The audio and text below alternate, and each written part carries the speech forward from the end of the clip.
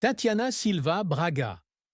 Tavares, née le 5 février 1985 à Molenbeek-Saint-Jean, Bruxelles, Belgique, est une présentatrice de télévision, mannequin et a été couronnée Miss Belgique en 2005.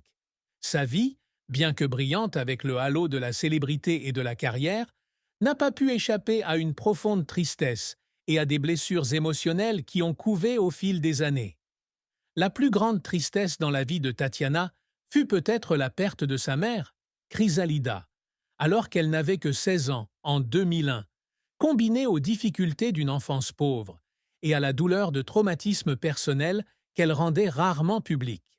Ces souffrances n'étaient pas seulement des pertes physiques, mais aussi des effondrements mentaux, faisant d'elle une femme à la fois forte et vulnérable.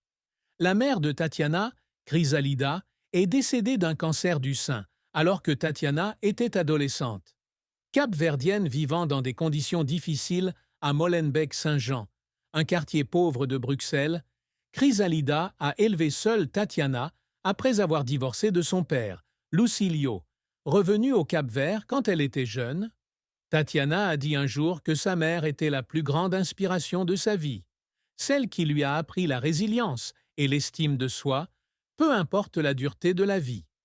Lorsqu'elle apprend la maladie de sa mère en 1999, Tatiana, alors âgée de 14 ans, tente de s'occuper d'elle du mieux qu'elle peut, mais la maladie lui emporte Chrysalida 2 ans plus tard.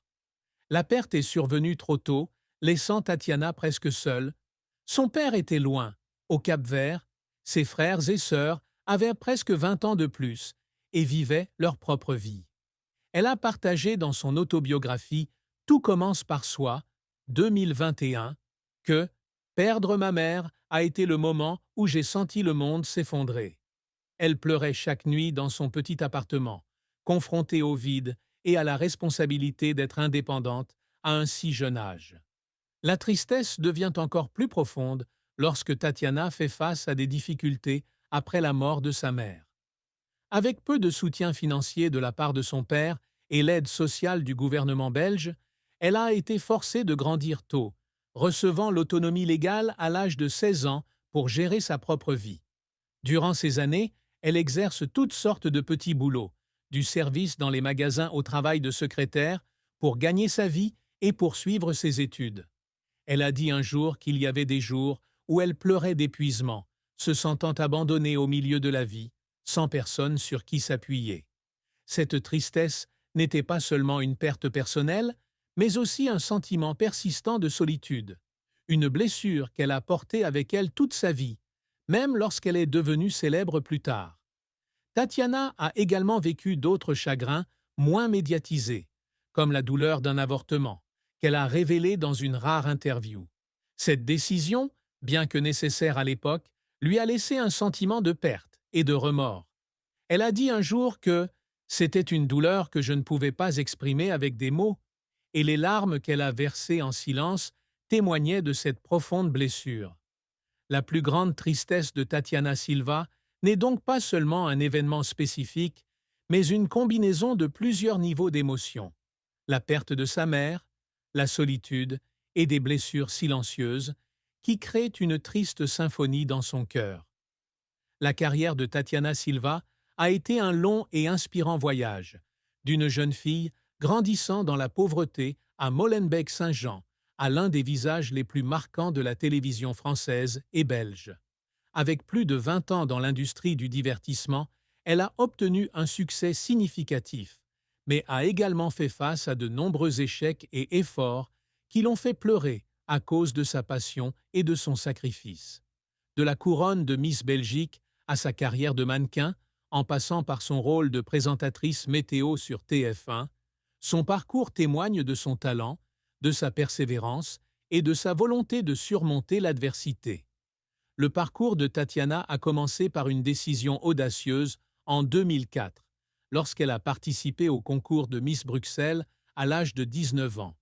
À l'époque, elle travaillait à temps partiel dans un magasin de vêtements et étudiait pour devenir assistante personnelle, sans aucune intention d'entrer dans le monde glamour de la beauté.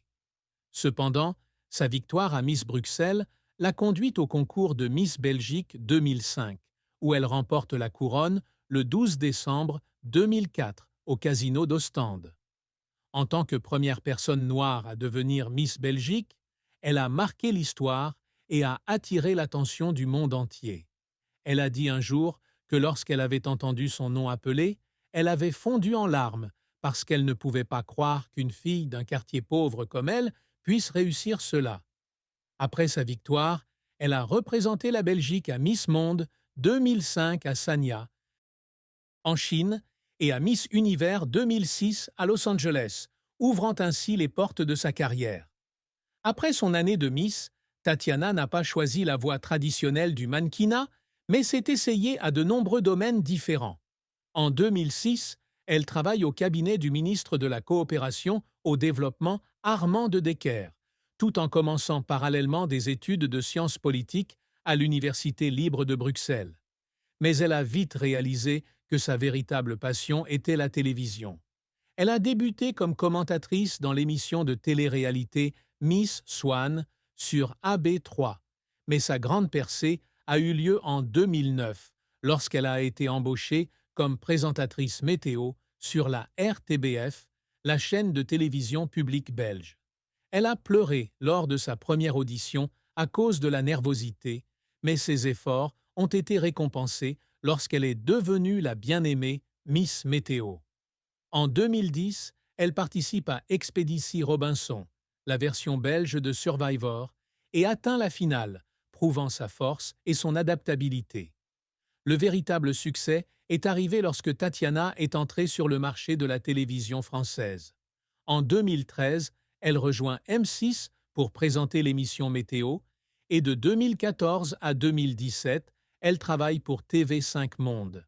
Sa carrière atteint son apogée en 2017, lorsqu'elle remplace Catherine Laborde comme présentatrice météo principale sur TF1 et LCI, les deux plus grandes chaînes de télévision françaises. Elle avait un jour fondu en larmes lors de sa première émission sur TF, à cause de la pression de devoir répondre aux attentes de millions de téléspectateurs. La même année, elle participe à la saison 8 de Danse avec les stars, avec le danseur Christophe Licata, et remporte la 3e place, un franc succès puisqu'elle surmonte sa peur et sa timidité pour briller sur la piste de danse. Cependant, la carrière de Tatiana n'a pas été sans revers. Son album solo de 2008, I Can't Wait, un effort musical, n'a pas réussi à obtenir le succès qu'elle espérait, la laissant en larmes car elle avait le sentiment d'avoir échoué dans sa tentative dans un nouveau domaine. Elle a également dû faire face à des critiques lorsqu'elle a débuté en tant que présentatrice météo, certains affirmant qu'elle se fiait davantage à son apparence qu'à son expertise. Ces critiques lui faisaient mal, et elle pleurait dans le vestiaire, se disant qu'elle devait prouver sa valeur en travaillant dur. Autre échec, elle a refusé de participer à Secret Story sur TF, parce qu'elle ne voulait pas exposer sa vie privée, une décision qu'elle a regrettée car elle a raté l'occasion d'accroître sa notoriété. Les efforts pour faire pleurer Tatiana ne sont pas seulement le fruit de l'échec, mais aussi du sacrifice personnel. Elle a travaillé sans relâche pour apprendre les langues et la météorologie, a pleuré d'épuisement en jonglant avec son travail et sa vie personnelle, et a chanté jusqu'à en perdre la voix en se préparant pour Danse avec les stars. La carrière de Tatiana Silva est très variée, des sommets fulgurants aux bas lugubres, mais elle le fait avec cœur. Tatiana Silva ne travaille pas seulement pour gagner sa vie, mais pour laisser sa marque, pour inspirer et pour défendre les valeurs qui lui sont chères.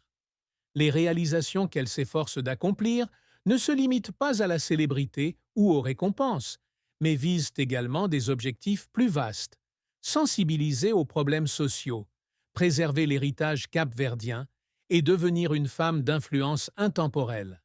Avec intelligence, compassion et talent diversifiés, elle a fait de chaque étape de sa carrière une partie du grand rêve qu'elle a poursuivi toute sa vie.